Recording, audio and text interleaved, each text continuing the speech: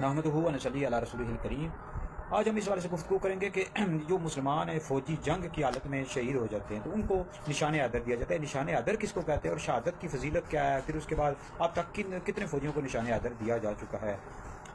دیکھیں، سب سے پہلی بات یاد رکھیں، یہ جو حیدر ہے یہ حیدر مولا علی کا نام ہے، اور حیدر کا مطلب شیر، حیدر کا مطلب شیر کا ہے۔ اور نبی کریم علیہ الصلوۃ والسلام نے مولا علی کو اسد اللہ کا لقب دیا۔ اسد اللہ کا مطلب ہوتا ہے اللہ کا شیر، اسی وجہ سے آپ کو شیر خدا کہا جاتا ہے، چونکہ جنگ کے میدان میں مولا علی سب سے زیادہ بہادر تھے اور صحابہ میں سب سے بڑے بہادر تھے، بہت زیادہ بہادری کے ساتھ لڑا کرتے تھے۔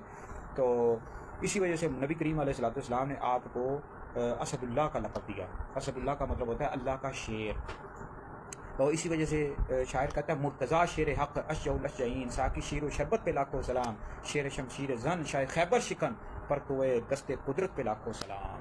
تو نشان حیدر، یہ حیدر مولا علی کا نام ہے اور اس کا مطلب شیر کے۔ تو اب پاکستان کا یہ سب سے بڑا فوجی اعزاز ہے، یعنی جو فوجی بہادری کے ساتھ لڑتے ہیں اور پھر جنگ کی حالت میں ہی شہید ہو جاتے ہیں تو ان کو یہ نشان حیدر دیا جاتا ہے۔ اور آج تک تقریباً کم و بیش 11 فوجیوں کو نشان حیدر دیا جا چکا ہے، جن میں چند کے نام میجر عزیز بٹی شہید ہیں، راجہ سور شہید ہیں، شبیر شریف شہید ہیں، اور راجہ راشد مناز شہید، اور اس کے علاوہ اور بھی کئی فوجیوں کو دیا جا چکا ہے۔ تو بہت بڑا یہ اعزاز ہے۔ تو اسی طرح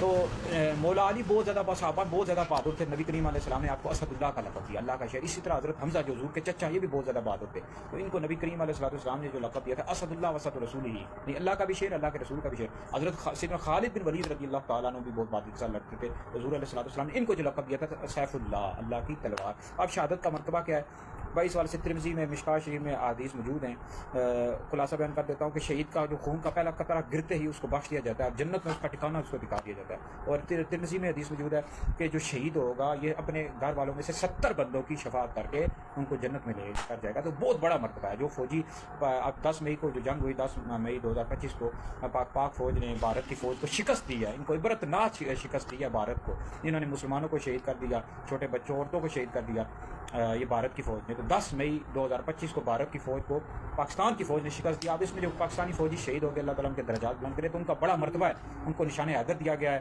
اور باقی ان کا یہ آخرت میں جو مرتبہ ہے کہ اس کو 70 بندوں کی شفاعت کر کے جنت میں لے کر جائے گا۔ تو بہت بڑا مرتبہ ہے، اللہ تعالیٰ ہر مسلمان کو یہ نصیب کرے شہادت کا مرتبہ، اور اللہ تعالیٰ ہم سب کو شہادت کا مرتبہ عطا کرے۔